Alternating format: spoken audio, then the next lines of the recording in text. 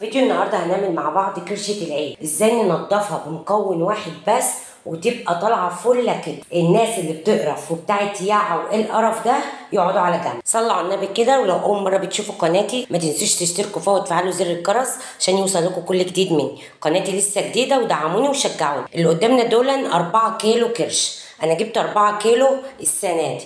انا بصراحه كل سنه السنه اللي فاتت جايبه 12 كيلو، فالسنه دي مرضتش اكتر منه، يا دوبك جبت 4 كيلو بس. كنت بجيب كميه بسلقها وبنضفها وبسلقها وبعينها جاهزه في الفريزر، يا دوبك كل ما تنفع في دماغي كده ان انا اكل كرشه اطلع حتتين من الفريزر واقطعهم شرايح رفيعه واعملهم احلى طبق كرش. مفيش حاجه بنعينها في الفريزر بتخسر معانا، بتطلعي الحاجه وتعمليها على طول جاهزه. هنا بقى جبنا الميه دي مش سخنه او مش مغليه، يا دوبك ايديك تستحمل.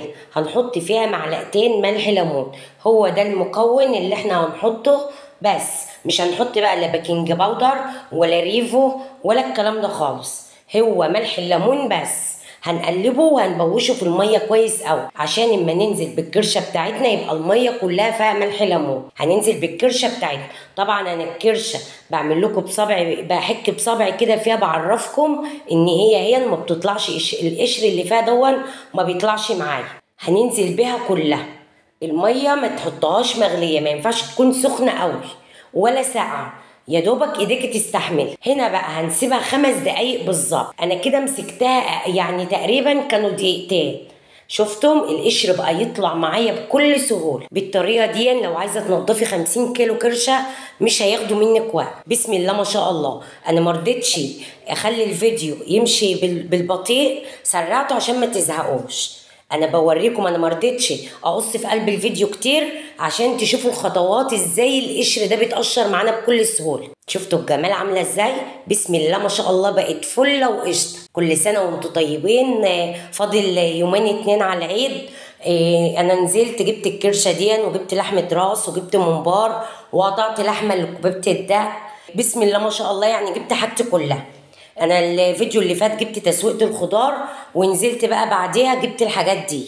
ان شاء الله برضك هنبقى نعمل الكبابه مع بعض ونعمل الممبار مع بعض. شفتوا الجمال؟ بتتقشر بكل سهوله، يعني ما خدتش يعني 5 دقايق على بعضهم معايا. انا مسرعه الفيديو علشان ما اقصش منه كتير. شفتوا القشر بيتقشر معانا ازاي بسرعه؟ ولا تحطي خل بقى ولا بيكنج باودر ولا اسبرين الريفو دون ولا الكلام ده خالص. وما تكتريش ملح الليمون برضك عشان طعمه ما يعملش في الكرش. شفت الجمال؟ يعني اللي كانت بتقولك مثلا انا هجيب كرشه ما بقدرش على تنظيفها، من النهارده بقى ان شاء الله الطريقه دي هتخلي اي حد ما بيحبش تنظيف الكرشه هياكل كرشه على طول. شفتوا الصليبه بتتقشر معايا بسرعه ازاي؟ والحته اللي عامله زي الفوطه بتتقشر معانا برضك بكل سهوله. شفتوا الحته اللي اكنها مشعره اللي عامله زي الفوطه دي برضك بتتقشر معانا بكل سهوله. والقشر بيتشال بتبقى برضك نفس التشابيح بتاعتها دي في قلب الكرشه وهي بيضه كده. شفتوا بتتقشر معايا في ثانيه. بسم الله ما شاء الله، الطريقه دي رهيبه بصراحه. لو جبت كميه كرشه كبيره هتخلصيها بسرعه، مش هتتعبي فيها وهتتقشر معاكي بسرعه. بسم الله ما شاء الله، تحفه. والميه لازم أن تكون ايديك بتستحمل، هي بتكون سخنه بس ايدك تستحمل، ما تكونش مغليه. شفتوا الجمال عامله ازاي؟ اللهم صل على النبي. جميل. ولا بنجردها بقى بسكينه ولا استعملنا فيها سكينه ولا الكلام ده خالص. شفتوا القشر بيتقشر معانا بكل سهوله ازاي؟ انا ما رضيتش اكتر السنه دي في الكرشه، يعني ما حبيتش ان انا اكترها. شفتوا انا بمسكها مرشها اكنها هدوم في ايديا، يعني كمان حته الكرشه دي اكنها فيها حفر صغيره كده.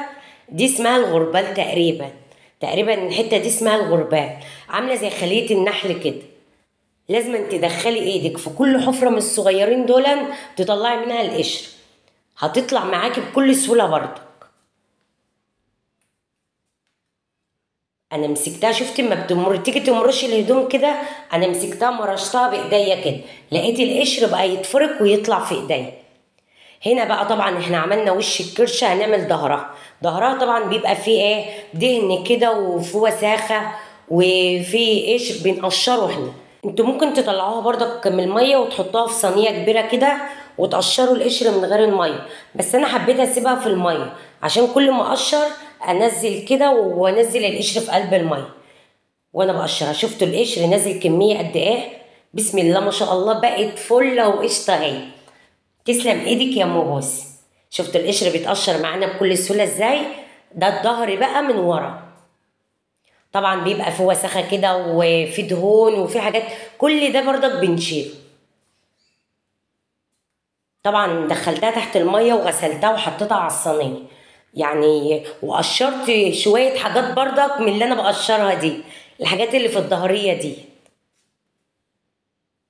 سهله ويعني هتطلع في ايديك بكل سهوله. بسم الله ما شاء الله. انا كنت بجيب كميه الكرشه دي وانضفها واسلقها واعينها مسلوقه في كيس كبير كده في الفريزر عندي. اطلع قطعتين كبار كده بقطعهم بالسكينه شرايح وبعمل اجدع طبق كرش. يعني بجيب كميه بناكل منها مره واتنين وعشرة كمان، يعني ما بتتاكلش في مره واحده، بناكل منها كم مره. يعني بعينها جاهزه في قلب الفريزر. هنا بقى انا مش متحكمه في ايه في الكرشه وهي حته كبيره قوي كده، فقطعتها لقطع صغيره عشان ايه استملكها في ايديا، اعرف امسكها واعرف اقشر ايه القشر اللي ورا ده. هقطعها القطع بقى ايه حسب ما انت عاوزه بقى، عايزاها كبيره عايزاها صغيره، بس اعملي حساب ان هي ما بتيجي تسلقها بتكش برضه، يعني ما تصغريش الحته قوي. هنا اقطعها لكام حته كده وامسك حته حته وانضفها بايديا. شفتوا ما انا قطعتها هي وبمسك حته حته كده، تعرفي تنضفيها كويس. اما تبقى الحته صغيره في ايدك تعرفي ايه تنضفيها كويس. شفتوا الدهون اللي ورا والوسخه اللي ورا كلها طلعت قد ايه؟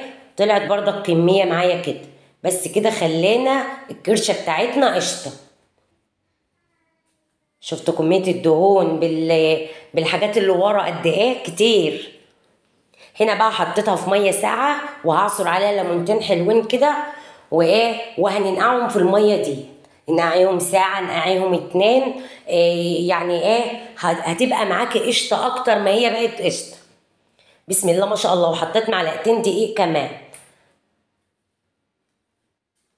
شفتوا بقت فله ازاي؟ بسم الله ما شاء الله. وكمان الليمون والدقيق والملح دون هيطير منها الريحه بتاعتها خالص. هنسيبها بقى تتنقع ساعة أو اتنين انتوا وراحتك بقى، وبعد كده هتشطفوها بمية نضيفة وتكيسها في الكيس أو تسويها في الحل حسب ما انت عاوزة بقى. شفتوا الجمال بقت عاملة ازاي؟